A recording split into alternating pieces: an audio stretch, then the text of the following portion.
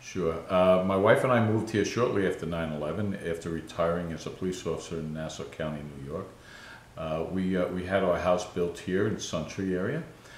We used to visit Brevard, and we fell in love with the area for some 20 years before deciding to move here. So while we've been here 13 years, we've actually been visiting Brevard and falling in love with the area for some 20 plus years. Two of my children actually moved here after we did, following us down to beautiful Brevard, and particularly Suntree, Viera area, and they both live here in the area, and so do three of my grandchildren, with the fourth one on the way, who will be a Brevardian. As far as my business background, it's pretty diverse. I have been in the public sector and private sector, and I believe that makes me uniquely qualified to be a candidate here in District 4. On the public side, I was a police officer for 30 years. I was also a volunteer firefighter for a good many years, upwards of 40. I was also a Grummanite on Long Island. I worked at Plant 36, and I also was in the private sector. As far as running a business, I ran a security company for about 10 years, and I was in retail for almost 30 years in the travel industry. So I'm pretty diverse in public and private sector. As far as where I work now, I work for Eastern Florida State College. I'm a department chair there. I run the fire and EMS programs, and I also worked for West Virginia University for a while, running their Homeland Security courses throughout the states, and had the unique opportunity to go to Guam and the North Mariana Islands to help them with their Homeland Security issues as well. Well, some of the top issues, there's several. If we looked at the county versus the district, I think would be most appropriate. On a county side, we have the Indian River Lagoon. That's a big issue for us. We have taxes throughout the county. That's a big issue for us.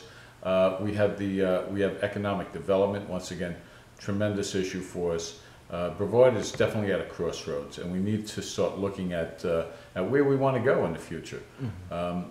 Maybe not so much for myself or people of my age, but certainly for my sons and my grandchildren. We need to make Brevard a better place to live. As far as the district goes, there's some unique issues going on in our district. I can tell you that the stadium, Space Coast Stadium, is a big issue for District 4 because it is our economic engine in that corridor. We also have some road conditions that are coming up. That can be looked at as a county issue and a district issue. But as far as road construction and reconstruction in District 4, we have some major issues there. So it's pretty unique as far as issues go for our district. Okay. Some things that make me uniquely qualified to run for county commissioner, or to be your county commissioner, is I served on several committees, statewide, regionally, and locally. I can tell you of an experience on Long Island, where I used to live. I served on a committee where the municipalities and the township were looking to form a county, and I served on that committee on the public safety side of that. I currently serve on a committee for Jeff Atwater, which is the Fire Standards and Training Council for the state, and I've served on a local committee. It's called the Animal Advisory Committee, but that committee was disbanded back, I believe, in October or so of 2013. Other things that make me uniquely qualified, I would say, are my attributes in public safety, in public service. I have been a public servant for over 40 years, including my fire and police service. And as a matter of fact, being a Vietnam veteran, I understand the uniqueness of having to serve the public, and I think that's a tremendous attribute when you're looking for a public servant, is understanding that the person that you're electing is somebody that understands that they actually work for you. Yeah, as far as lessons learned and best practices in being a police officer or firefighter, for that matter, I bring that unique experience to the table as a commissioner in understanding what needs to be done on the public safety side. It's very important that our commissioners know the abilities of our public safety workers, or public service workers, I should say, and their challenges and the resources that they need.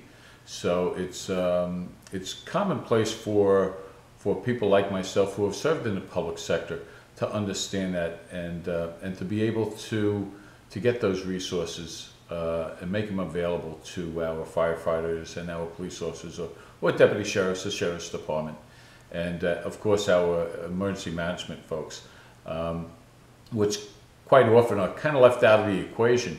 And to that end, I will be looking at consolidation efforts, shared resource efforts, and just to make the public safety sector a easier way to do business, to provide that business, I guess, would be most appropriate.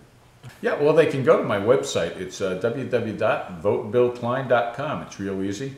I hope that our veterans out there, I am a veteran from Vietnam, that they too go and join and support me and endorse me on my website. I appreciate that. And of course, I'd appreciate endorsements from the police and fire sectors, as I've been a police officer and firefighter for many, many years, and the general public as well.